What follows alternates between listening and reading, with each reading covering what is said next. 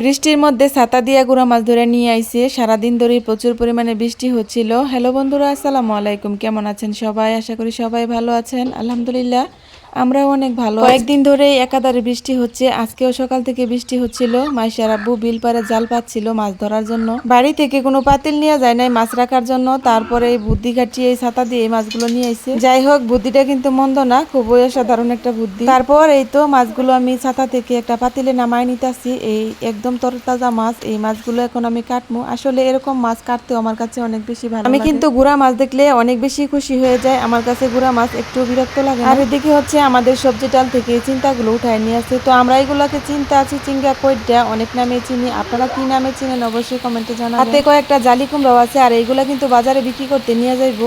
এতগুলো সবজি বাড়িতে খাওয়া যাবে না, আর বাজারে বিক্রি করার জন্যই অনেক বেশি করে গাছ লাগাইছিল। আর ধুন্দুলও আছে, ধুন্দুলগুলো কাটতে আনে নাই বৃষ্টির জন্য। বৃষ্টি থামলে আবার ধুন্দুলো কাটতে নিয়ে আইব। আর এদিকে এখন আমি মাছ কাটতে বসে গিয়েছি। এখানে কয়েক পদের মাছ আছে, এর মধ্যে মলা মাছই বেশি।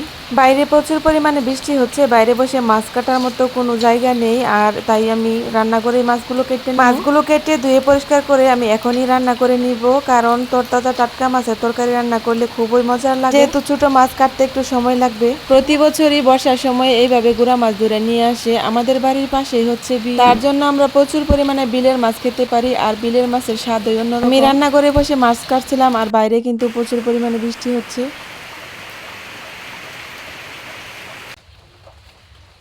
এই তো আমার মাছ কাটা শেষ। অনেকক্ষণ সময় লাগছে মাছগুলো কাটতে, যেহেতু ছোট মাছ। এখন মাছগুলো ধোয়ার পালা। মাছগুলো এখন আমি ধুয়ে নিব। এখন আর বৃষ্টি নাই, বৃষ্টি থামে গেছে। এই যে দেখুন আকাশের অবস্থা।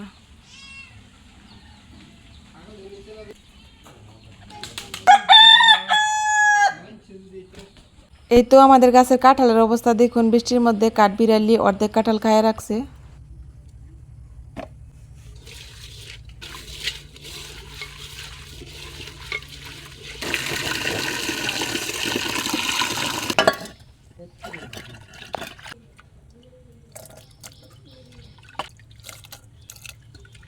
মাছগুলো অনেকক্ষণ ভালো করে ধুয়ে নিমু, অনেক পরিমাণে ময়লা মাছগুলোর মধ্যে। মাছ ধুয়ে নিয়ে আইছি, এখন রান্না করার পালা। এই যে মাছগুলো দিকে পেঁয়াজ রসুন আর একটা কামরাঙ্গা মরিচ কেটে নিচ্ছি। ঘরে কাঁচা মরিচ নাই, যেহেতু গুঁড়া মাছ রান্না করবো।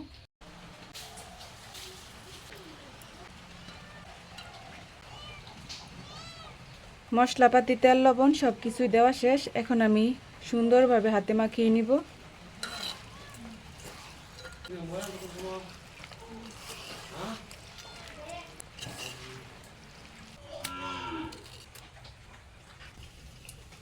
বিসমিল্লাহ।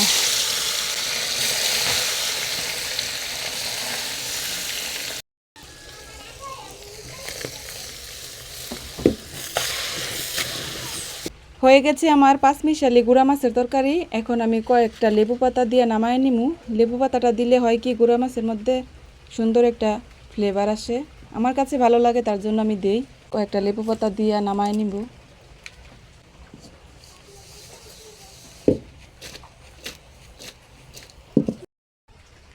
আসলে তরতাজা টাটকা মাছের স্বাদ ওই অন্যরকম, তার জন্য ফ্রিজে রাখি নাই, রান্না করে ফেলাইছি।